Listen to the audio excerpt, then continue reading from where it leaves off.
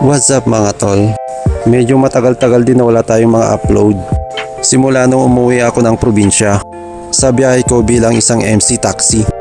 Hindi ko alam kung i-upload ko pa ba to o hindi kasi yung aking memory card o SD card ay nagloko. Lahat kasi ng video na nakuha ng action cam ko ay nakorap at ito na lang yung mga video na na-restore ko.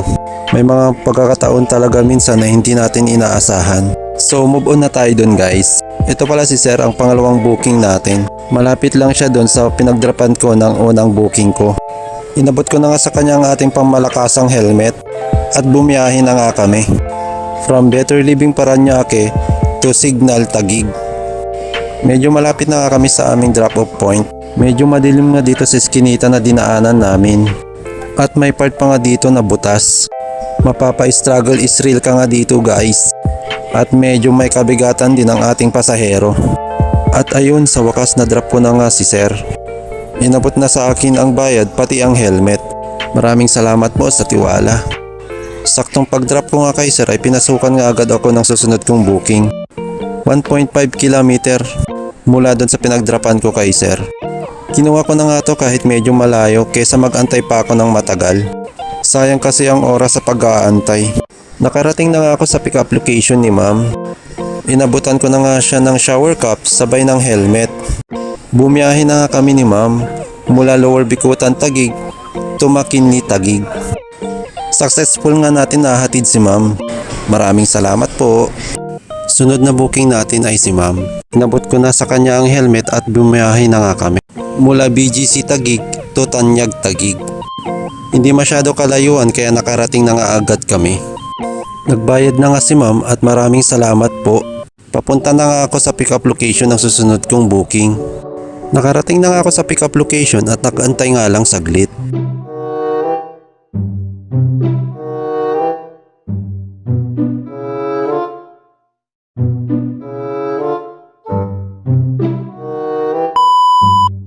Dumating na nga si ma'am at bumiyahe na nga kami. Mula Upper Bicutan Taguig to Mandaluyong. Nag-EDSA nga pala kami ni ma'am at napalaban nga tayo dito ng matinding traffic. Pero okay lang yang yakang-yaka naman. Sanay na tayo sa mga gantong sitwasyon. At yun, safe kami nakarating ni ma'am. Inabot na nga yung helmet pati ang bayad. Maraming salamat po. Next booking natin ay si ma'am.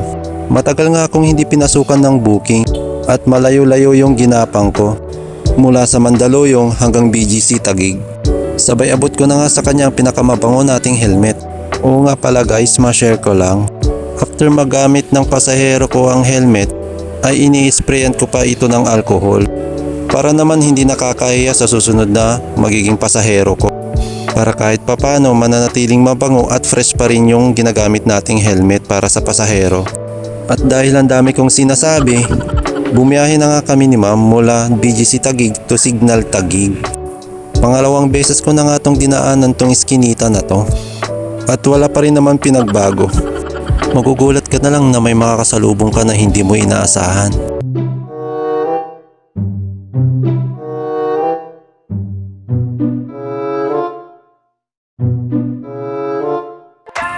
Successful ang paghahatid natin kay ma'am.